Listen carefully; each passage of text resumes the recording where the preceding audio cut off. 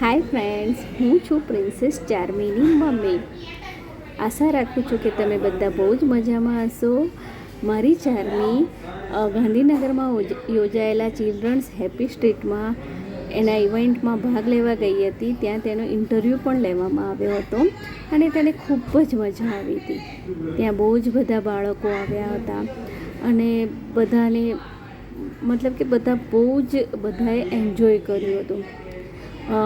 ત્યાં આપણી જે જૂના જમાનામાં અમે લોકો નાના હતા ત્યારે રમતા હતા તેવી રમતો જેવી કે લંગડી દાવ છે, પકડ દાવ છે, આવું બધું ખૂબ જ રમવામાં આવ્યું હતું. જેનાથી બાળકોમાં એક જાતે બાળકને એક્સરસાઇઝ કરવાનું કહીએ તો બાળક નથી કરતું, પણ આ એની ખેલકૂદમાં જ એક જાતની એક્સરસાઇઝ થઈ જાય છે.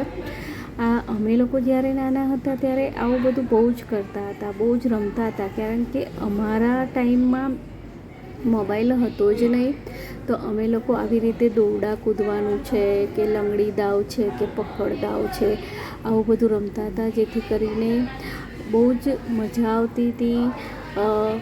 અમે લખોટી દાવ પણ રમતા હતા, જેમાં તો બહુ જ એમાં તો એટલી બધી મજા આવે. અમુક બાળકો તો લખોટી ગળી પણ જતા હતા, પછી એમને દવાખાને લઈ જવા પડે અને બહુ બધું પછી પ્રોસેસ થાય.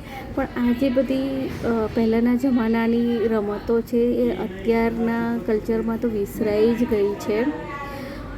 અત્યારના બાળકોની જે જનરેશનના અત્યારના બાળકો છે એમને આ રમતો વિશે ખ્યાલ જ નથી.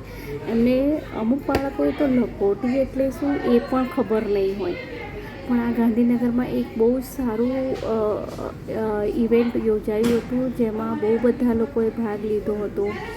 તેમાં બાળકોને ખ્યાલ આપવામાં આવ્યો કે આ જૂના જમાનાની જે પદ્ધતિમાં જે રીતની રમતો હતી, કે જે રીતનું આજે સાયન્સ ફેર તરીકે બી ત્યાં બધું બતાવવામાં આવ્યું હતું. તે બાળકોને ખૂબ જ મજા આવી અને એ લોકોને પણ નોલેજ વધ્યું. અહીંયા બધા જ બાળકો તમે આ જે વિડીયોઝમાં જોઈ રહ્યા છો કે ત્યાં કોઈની જોડે મોબાઈલ નથી કે કોઈ બાળક બેસી પણ નથી રહ્યું. બધા ખૂબ જ એન્જોય કરી રહ્યા છે. એમની જોડે એમના પેરેન્ટ્સ પણ આવ્યા હતા, તો બધાને ખૂબ જ મજા આવી ગઈ અને બધાએ ખૂબ એન્જોય કર્યું. આ રીતનો પ્રોગ્રામ આપણા ગુજરાતમાં કે આપણા ઇન્ડિયામાં પણ યોજાવો જોઈએ, જેથી કરીને બાળકોનો માનસિક વિકાસ, શારીરિક વિકાસ, બધો જ વિકાસ એટલે કે ખૂબ સારી રીતે થાય અને બાળક મોબાઈલથી દૂર રહે. બાળકને સોશિયલ થતાં સારી રીતે આવડે, એની કોમ્યુનિકેટીમાં વધારો થાય. બાળકો એકબીજા પ્રત્યેની જે સાથે રમે તો એમને એકબીજા પ્રત્યે કેવી રીતે રમવું, કોની સાથે કેવી રીતે બિહેવ કરવું, એ બધું માનસિક જે ડેવલપ થવું જોઈએ એ ખૂબ જ સારી રીતે થાય. અત્યારે તો કેવું છે કે બાળક મોબાઈલ લઈને બેસી રહે, કોઈની સાથે વાત બી ના કરે. જ્યારે એને ભૂખ લાગે તો પણ સાઈડમાં પ્લેટમાં નાસ્તો લઈને પણ મોબાઈલ લઈને જ બેઠું હોય, સોફા ઉપર કે ડાઇનિંગ ઉપર કે બેડ પર કે ખુરશીમાં એ સતત મોબાઈલ લઈને જ બેસી રહે.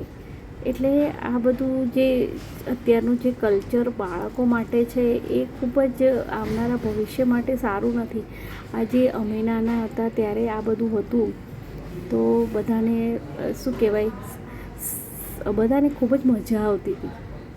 અને જે બાળપણ અમે લોકો જીવ્યા છીએ એવું બાળપણ આપણા બાળકોને પણ મળે, એનો આ એક સુંદર પ્રયોગ કરવામાં આવ્યો હતો ને એમાં બહુ જ બધા લોકોએ ભાગ લીધો.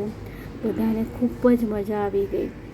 બધા બાળકો એ રીતે રમતા હતા જાણે કે એ લોકો વર્ષોથી આવી રમતોની રાહ જોઈ રહ્યા હશે. અમુક બાળકો તો ત્યાં આવ્યા હતા, એ લોકોને ખબર જ નહોતી કે આ રીતની પણ રમતો હોય છે. એમાં મારી પ્રિન્સેસને તો ખૂબ જ મજા આવી. એણે ઘરે આવીને પણ મારી સાથે ખૂબ જ આ રીતની બધી રમતોની વાતચીત કરી. લઈને એના તો પપ્પા જ ગયા હતા, હું સાથે નહોતી ગઈ. પણ એ ત્યાં એણે ખૂબ જ એન્જોય કર્યું. એ તમે વિડીયોમાં પણ જોઈ શકો છો કે કેટલી મજા આવે આવી રમતો આપણે રમીએ તો બહુ જ મજા આવી જાય. અને આ રીતનું તમે પણ તમારા બાળકોને ઘરે શીખવો તો બાળકોનો વિકાસ સારો થાય. આશા રાખું છું કે તમને આ વિડીયો ગમ્યો હશે. તો પ્લીઝ સબસ્ક્રાઈબ કરો, લાઈક કરો અને બાળકોને પ્રોત્સાહન આપતા રહો. Thank you guys.